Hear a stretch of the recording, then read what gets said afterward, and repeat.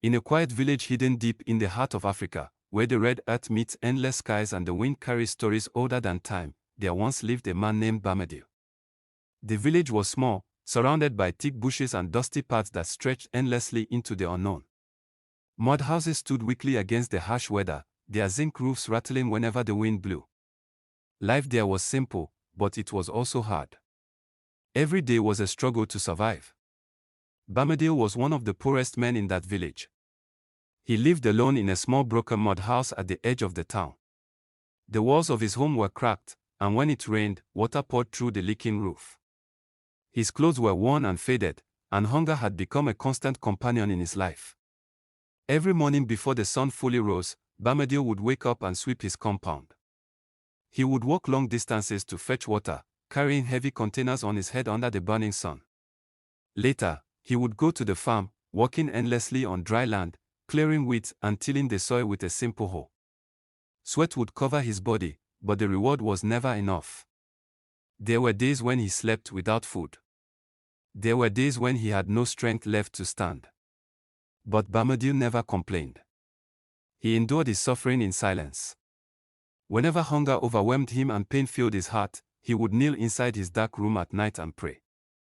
With a small candle lighting the cracked walls of his house, he would whisper to God for help, for mercy, and for a better tomorrow. Yet tomorrow never seemed to come. In the same village lived another man. A respected and wealthy man admired by everyone. He wore fine clothes, walked with pride, and the villagers treated him like a king. Whenever Bamadil approached him for help, hoping for kindness, the wealthy man would simply wave him away. "Come back tomorrow," he would say. Tomorrow. That word became the story of Bamadil's life. Tomorrow for food. Tomorrow for help. Tomorrow for hope. But tomorrow never came. One cold morning, the sky was heavy with dark clouds. The wind moved strangely through the village, and an unusual silence filled the air. Bamadil did not come out to sweep his compound. He did not fetch water. He did not go to the farm. The villagers began to worry. By afternoon, a group of men gathered in front of his house. They called his name, but there was no response. Fear slowly crept into their hearts.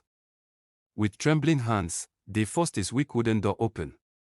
Inside the small dark room, they found Bamadil lying still on the floor. He was not moving.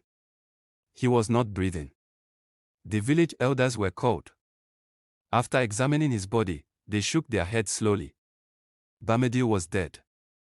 A deep sadness fell upon the village. Even those who had ignored him in life felt the weight of his suffering. The man who had lived in hunger, in silence, and in rejection had finally found rest. They prepared his body according to tradition, wrapping him carefully in white cloth. The sky opened, and rain began to fall as if the heavens themselves were mourning him. That same evening, they buried Bamadil behind the small village church. The villagers returned to their homes believing his story had ended. But the story was only just beginning. That night, a violent storm covered the village. Heavy rain flooded the dusty roads, and thunder shook the ground. Lightning flashed across the sky, and suddenly the entire village was swallowed by darkness. The next morning, just before sunrise, a young child ran through the village screaming in terror. His voice echoed through the silent streets, waking everyone from sleep. The villagers rushed out of their homes. And what they saw froze their blood. Standing at the center of the village was Bamadil. Barefoot. Covered in mud. Staring silently at them. The man they had buried the previous evening was alive. Fear spread like wildfire. No one moved closer. No one spoke. Some whispered that he was a ghost. Others believed he had returned with a message from the world beyond. Slowly, Bamadil opened his mouth and spoke. His voice was calm, but it carried a weight that silenced the entire village. He said he had seen what lies beyond death. He said he had been sent back. And then, with trembling hands, he raised his finger and pointed directly at the respected wealthy man in the crowd. The villagers gasped. The respected man's face changed instantly. Shock. Fear. Guilt. And Bamadil spoke the words that would change the village forever. But what he revealed, no one was prepared to hear.